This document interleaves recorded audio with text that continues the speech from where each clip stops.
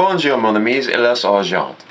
This whole Quinn conspiracy thing has really gotten out of hand in terms of what the overall situation is. Before I really begin to divulge into this subject, let me further iron out and clarify that, I've heard the stories, I've heard different sides of the story from, or rather should I say, the story from many different sources. I've heard it from a name Matt, from Review Tech USA, even Mr. Epstein Thunderfoot's standpoint of view on it, and of course the main person I ended up hearing about this from in the first place, the internet aristocrat. I watched all their videos, listened to what they had to say, and taken all of what they've had to say into consideration for what I'm going to say in this video. But I think that that we can all consistently agree upon, of whoever has kept up with the story, that the main element that's important is that Zoey Quinn decided to sleep with, all the people she slept with, what you do in your bedroom is not important. The issue here is that who she slept with and why she used as a means for, to affect the entire industry. It more or less means that journalistic integrity can more or less be thrown out of the window. It's almost like the game industry will be treated like the music or the movie industry, in which, you can pretty much pay these journalists or people that review your product to say good things about it and pay them for it, regardless of the actual truth of the matter. I mean, look what happened with I don't remember his name, but he was working for GameSpot, and he reviewed Kane and Lynch, and because he gave an honest review and gave it a low score based upon his opinion, they fired him. That's fucked up, but that's the world that we live in which corruption runs that deep, where money is more important than honesty, because I guess money is a source of power or a symbol of power, but does that make it right? No, it doesn't. And I find it weird that Arnita Sarkeesian, of all people, the cowardice feminist female trope woman, is running to the aid of Zoey Quinn. And the only reason why she's running to the aid of Zoey Quinn because she's a woman involved with the video game industry. Whether how deep it goes is beside the point, but those two elements, video game industry and female. If Zoey Quinn were a male, and if it were the other way around, where this male is being blackmailed to do certain things under the auspices that the product will be pushed, then she would not be on Zoey Quinn's side.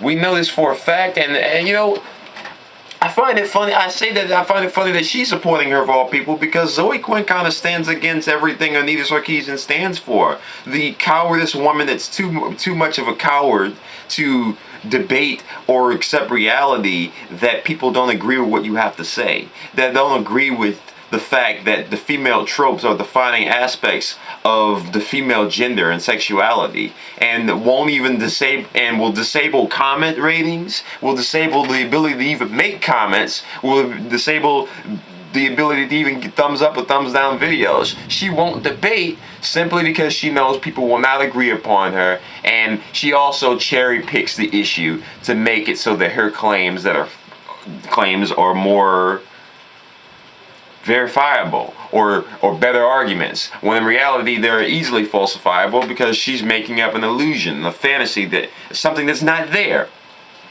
This whole situation, though, it's like, and then of course Phil Fish, douchebag extraordinaire. I've heard about this guy, and the only thing I agreed with him upon was that he didn't want to make Fez 2. And this was early on, because I guess at first I was thinking it was because it's like, oh, well, I made a game, you now want me to just pump out sequel after sequel after sequel. Well, now I've realized this motherfucker is a narcissistic egomaniac. Like, he's an asshole. He thinks that he's better than other people and can treat people however he wants just because he made a fucking game.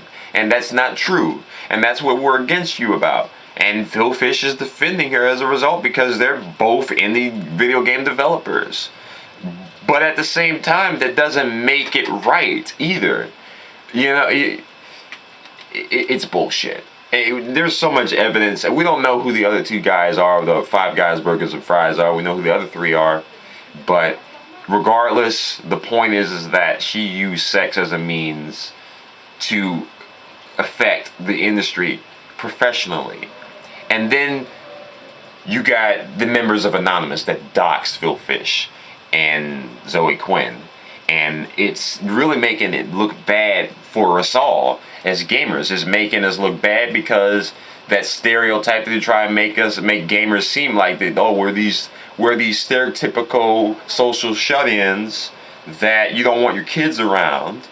It's just giving the media outlets ammo to shoot us downwards, because they can go, oh, well, see, look, we got evidence here that because of them being a gamer, oh, because they're in the category of a gamer. See, if gamers were a race, which they're not, it's just a categorization. They're not a race. But even if they were a race, which is technically the same thing, a categorization, a category that one falls in, I still think that they should be treated with the same amount of respect that anyone else that falls in the category should be. And that's the main issue here. All that work to be established to gain respect from game developers and as gamers as a whole over these past 3 decades would be lost because of the whole doxing issue. Because as soon as someone gets hurt, as I agree with Review Tech USA, I think that whenever someone gets hurt, it's going to be a dark day. And I already see the government stepping in and making it all bad for all of us. Where games are going to be heavily regulated, and it's already bad enough that this country has this backwards viewpoint of gun control, but it doesn't make anything better. And even the whole situation, it doesn't make anything right to dox people. It's just stirring the pot. We're still at point zero. And all these other articles being released about how Zoey's a victim. She's not a victim. We can clearly see that she's not a victim. We got all the evidence on Twitter. We got all the evidence of the Patreons and everything, that all of these developers and everything, the whole industry, they're in bed with each other, literally and figuratively. And as a result, we have to deal with this as a result. It's time. I'm glad that people have pretty much all been on the same page for all the right reasons, but I think the doxing goes a little too far, especially when you're talking about it not really.